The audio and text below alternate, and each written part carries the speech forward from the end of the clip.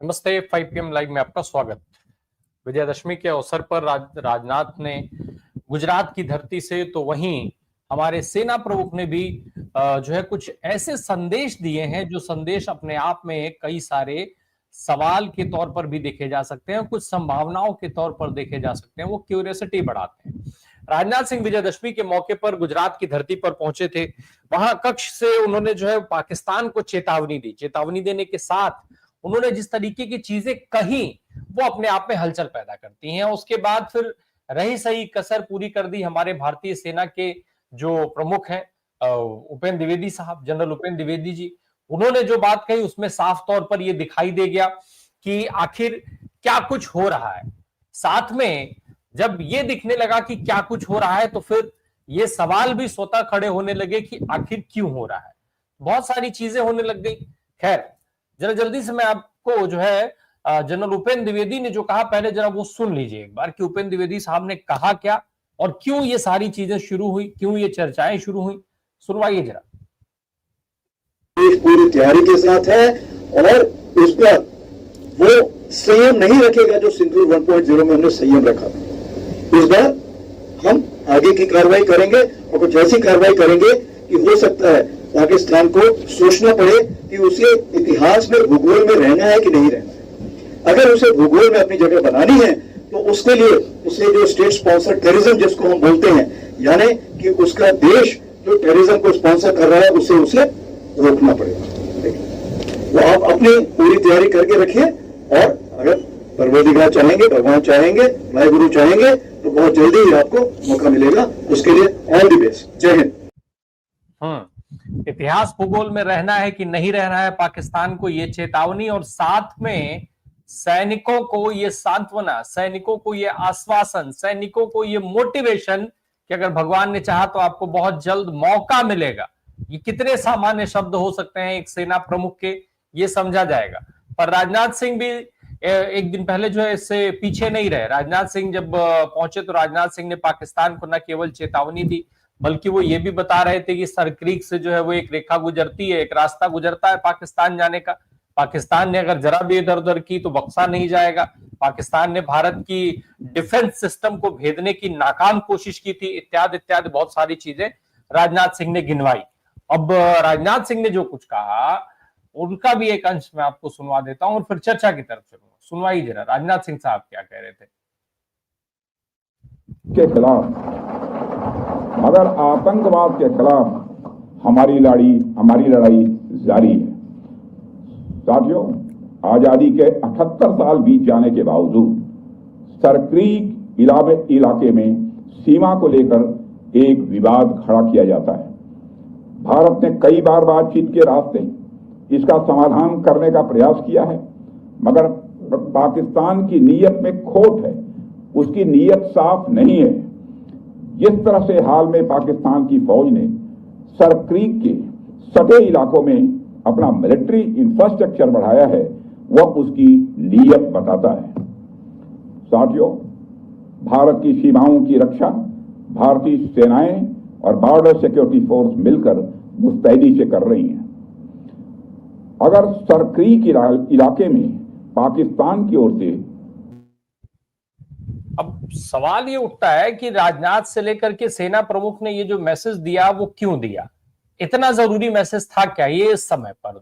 इधर एक तरफ जहां भारत के अंदर राहुल गांधी ने जो कुछ कहा था उसकी चर्चा हो रही थी, तो वहीं दूसरी तरफ मेन स्ट्रीम मीडिया में बाकायदा इसको लेकर के पैकेज चलना शुरू हुए, खबरें दिखाई गई।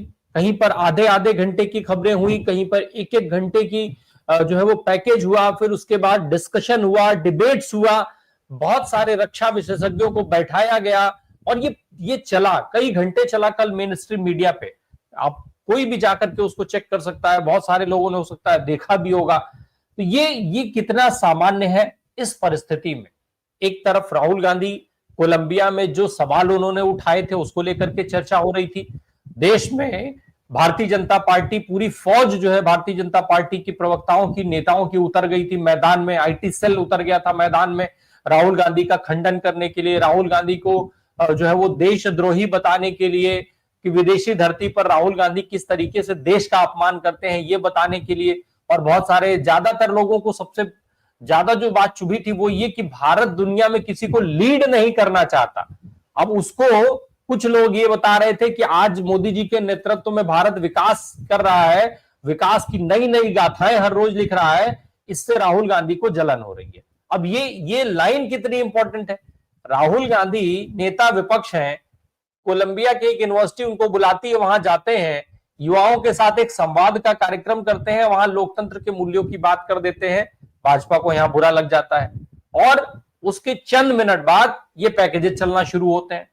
दूसरी तरफ उधर बिहार में इलेक्शन है, मुद्दे की मार अलग चल रही है, पैसे की बहार अलग चल रही है। मीनू मैम, युद्ध की बात क्यों, युद्धोन्माद की बात क्यों, युद्ध इतना जरूरी क्यों भाई, युद्ध से ही क्यों, सेना को लगाने की ही क्या जरूरत है। ये अगर हमें इतिहास भूगोल ही मिटाना है तो हमको सेना की क्यों जरूरत है। हम तो मैच खेल के भी इतिहास भूगोल मिटा सकते हैं पाकिस्तान जैसे देश का, इसमें सेना से बयान दिलाने की क्या जरूरत है। या फिर मान लिया जाए कि जिस तरीके से हमारे जनरल साहब कहे हैं, कल को आकर के क्रिकेटर्स भी यही बयान देंगे कि हम पाकिस्तान का इतिहास भूगोल मिटा देंगे।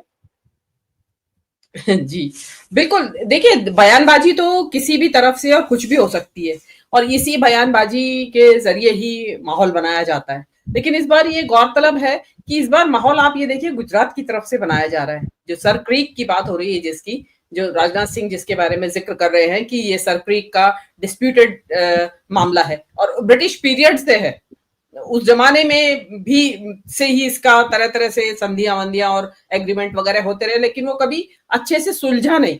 तो लेकिन आप ये देखिए कि इस बार सरक्रीक यानी कि गुजरात की तरफ युद्ध का रण क्षेत्र होगा अगर ये इनका झगड़ा ये चालू कर देते हैं पाकिस्तान के साथ, या जो कुछ भी वॉरफेयर होगा। तो अब इसे ये भी कह सकते हैं कि गुजरात के लिए भी माहौल बनाएंगे, एक तीर से दो निशाने।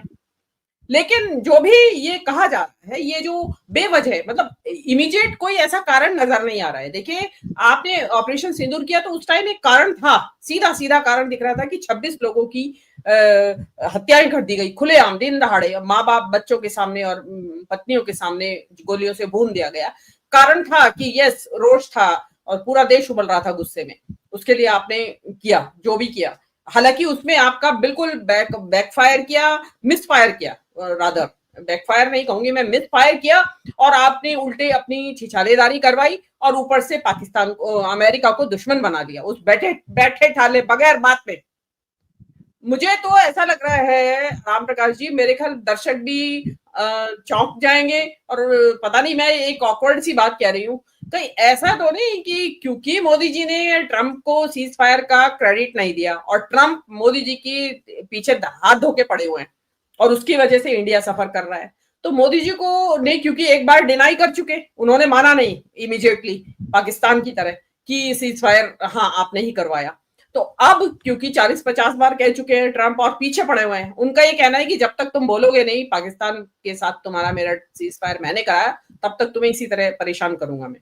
तो कहीं ऐसा तो नहीं कि मोदी जी एक दूसरा युद्ध छेड़ के और ट्रंप को फिर इनवाइट करे कि भाई तू अब सीज फायर करवा दे और अब की बार मैं तेरा नाम लूंगा।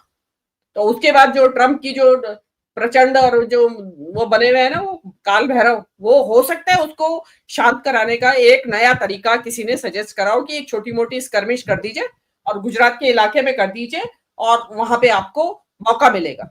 देखिए इस वक्त तो ट्रंप को नोबेल प्राइज की जो ललक है उसको नॉमिनेट करने का समय बहुत पहले निकल चुका। उसके बाद अगर आप कहें कि अब डिक्लेरेशन हो या 10 तारीख दिसंबर आ रही है, अभी डिक्लेरेशन का टाइम है नोबेल प्राइज के, नोबेल पीस प्राइज के, तो वो तो टाइम अब निकल चुका। अब अगले साल के लिए अभी तो मोदी जी अगर ये सोच रहे हैं कि भाई मैं ये सर क्रीक के बहाने झगड़ा करके और इसको एक क्रेडिट दे दूं, तो अभी बहुत टाइम है, थोड़ा रुकना पड़ेगा। उससे पहले अगर गाजा का सेटलमेंट हो जाता है तो फिर मोदी जी की जरूरत है नहीं ट्रंप को। तीसरी बात जो अभी बात इसमें आ रही है पूरे इसमें कि भाई इतिहास भूगोल बदल देंगे, तो भाई पाकिस्तान का इतिहास तो सीधे सीधे हिंदुस्तान का इतिहास है। ये तो पाकिस्तान तो 47 के बाद आया है, 1947 के बाद। तो कौन सा इतिहास बदलेंगे? अपने ही देश का इतिहास बदलेंगे क्या, या अपने ही देश का भूगोल बदलेंगे? सीधा सीधा आप एक रेटोरिक, मतलब कि आपको बोलना है तो कुछ भी बोलना है कि उन्माद फैले जिससे, लेकिन अब जो है वो उन्माद अब नहीं फैल रहा है। ये जो आपने जो फियास्को आपका हुआ ऑपरेशन सिंदूर के दौरान, पब्लिक ने देखा कि किस तरीके से आपने मिस रिपोर्टिंग की, जनता को भरमाए रखा, और उसमें ट्रंप कूद गए, उन्होंने पहले सीज फायर की घोषणा कर दी, सरकार की तरफ से 4 घंटे बाद हो रही है, तो और उसके बाद भी आप कह रहे हैं कि हमने किया, ट्रंप ने नहीं किया, तो जनता को लगा कि युद्ध की आड़ में हमारा बेवकूफ बनाया जा रहा है। तो उनको सारा खेल समझ में आ गया, और ये जो विमान गिराने वाली बात है, लड़ाकू जहाज, उसने तो पूरी तरीके से, कहते हैं ना कि तार तार खंड खंड बिखर गया सारा मोदी जी का ऑरा जो था, कि ना केवल उससे भाग के आए वापस, रणछोड़ बने पाकिस्तान के युद्ध में, उल्टे झूठ भी बोला आके। तो वो चीज जो है, जनता को अगर कम से कम सच्चाई बता देते तो शायद इतना एंगर ना होता। अब कोई नहीं मानेगा, अब तो साफ लगेगा कि या तो कोई बिहार का चुनाव के लिए या गुजरात के चुनाव के लिए व्हाटएवर, या ट्रंप को नॉमिनेशन देने के लिए नोबेल पीस प्राइज का एक और कर दे। और अगर आप ये ऐसा सोच रहे हैं, जो कि मेरी कल्पना है, तो ये एक बहुत बड़ा एक खिलवाड़ होगा देश की भावनाओं के साथ, संसाधनों के साथ। जी।